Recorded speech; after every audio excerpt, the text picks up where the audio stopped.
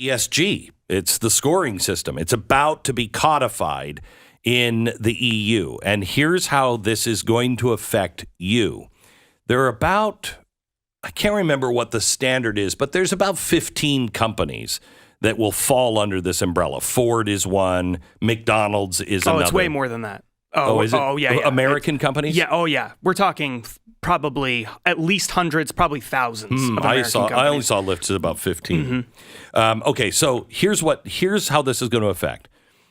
If you read the first book, The Great Reset, you know that one of its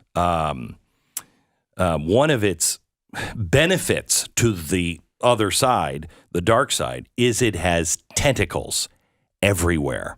And the insidious part of it is it just doesn't affect the company. It affects everyone in the chain of that company. So every company that drives a truck for that company, they're delivering the goods. Everybody that makes a widget for that company, makes paper for that company, whatever it is, every single company must be part of the ESG program, or they cannot do business with them. Now, let's just imagine McDonald's, and this is coming because Europe is adopting the ESG standards as law, mandatory. Mandatory. Yes. So every company that does business in Europe will have to adhere to those standards. So think about McDonald's.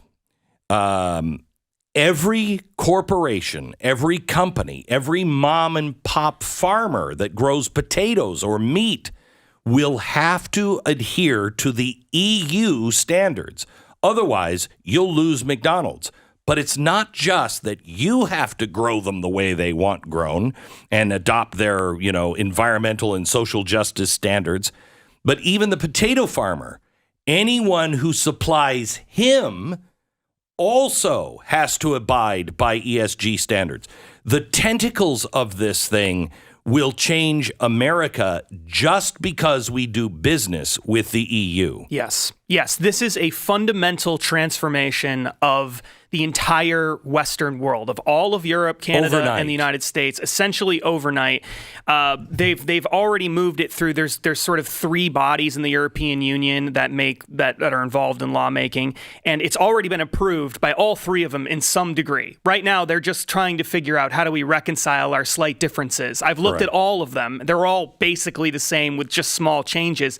And you're exactly right. The way it works is large companies that operate in Europe, which is basically the vast majority of large companies in the United States, have a certain amount of revenue in Europe. That means they have to adhere to the ESG system, which means they have to impose it on everyone in their entire supply chain globally, no matter who they are, where they work, how large they are, etc. And if they don't have an ESG score for that company, because the company's like, I'm not doing it, they cannot buy the products. So the score has to be done in America. It has to be done, or you can't do business with, for instance, Ford.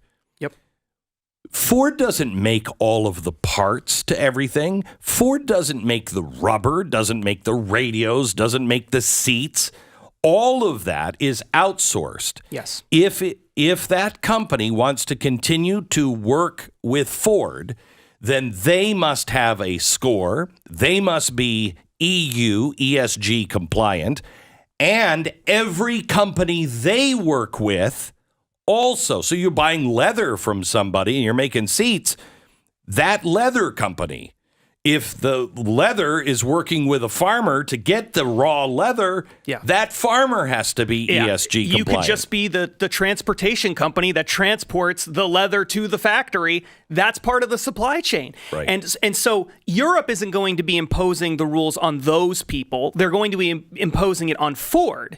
And then Ford is going to impose it on all of these people down the supply chain. They have no choice. And what they'll do is they'll reach out to all their suppliers. And we know of examples of this happening. I just had a lawmaker tell me this yesterday or the day before. They know of specific examples of this already starting to occur. But you'll have these big companies. They go to the smaller ones and they say, how many electric cars do you have? How many of this? They have a whole survey of questions. And then depending on how you answer it, they'll say, okay, well, if you want to keep doing business with us, you're going to have to improve X, Y, and Z. Otherwise, you can't do business with us anymore. And that's all from this entire, it's because it goes up the supply chain. Somebody at the top, whether it's the European Union at some point in the future, or it's BlackRock, who owns most of the shares of the company, or whatever it is, someone is saying you have to enforce this all the way down the line. So this is not just about Ford. It's not just about McDonald's. It is about every other part of the economy that's going to get wrapped up in this. And by the time you count up all the different companies and you go down the chain of every big company in America that's going to be forced to adhere to this in Europe, because it's only big companies, 150 million euros or so in revenue in Europe, that are going to be forced to adhere to the specific European Union version of this. But by the time you count them all up and you go down their supply chains, it's basically everybody. There's almost no one who is going to be caught up in this. And that's the whole point. That's the point. That's why they're doing it. So this is, in my opinion, even though you're not going to hear this story everywhere, you got to listen to shows like this to hear it. You got to listen to Glenn Beck and The Blaze and places like that. But in my opinion, this is the most important story, period. If you're talking about transforming society, this is the story. Because we've only told you half of it. We've just told you half of the story. Let me give you the other half. Same story, but there's even more that is going to be affected. Correct me if I'm wrong, but here's the other shoe. This goes up and down the supply chain. So let's say you're Nestle, which is a giant European company. They buy something from America to put into their products. That means the American companies have to change. This also means every bank that wants to do business in Europe has got to be on board with ESG.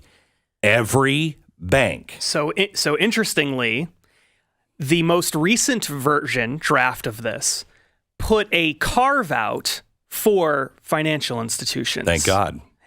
But they said, we will allow individual countries in the European Union to decide if they're going to enforce that for their companies based in that country. Of course, the banks aren't going to be hurt by any of this. They're going to love all this. Of course. But the other shoe here is that when Nestle sells, you can't sell to countries, companies, et cetera, that don't have a high ESG. You're not supposed to buy or sell. If you're part of the supply chain in any way at all, right, then yes. Now, if you're a customer, they've now tried to change it so that, because in the original one, it was even, you have to look at your customers, essentially. Right, but if I go to, let's say I'm providing, chocolate milk, I'm Nestle, and I'm going to provide chocolate milk for all the vending machines and all the hospitals. Yep. That would apply to ESG standards, would it not? Not individuals, but for the hospitals or big bulk buyers. I believe so, yes. But it depends on the version. And that's one of the things they're arguing about. Thank God. Yeah, because of exactly what you're saying. But in the most radical version of it, which was proposed by the European Parliament, which is really one of the most important parts of all of this, it's the most far-reaching version. It would be the banks would be included in it. It would be every up and down the supply chain. And the only reason why they won't do that is because they need people to buy European products. Yeah. They don't care if you're going to sell them stuff to make products as much as buy the products. Right. Please buy the products, or it will be a complete collapse of their economy. It's going to end up as a collapse and total control of your entire life. Yes. Where you live, what you eat, where you work, how you work, all of it. And it's about to be passed in the EU. Yes, and this is really important for people to understand. As bad as all of that is, it's actually worse.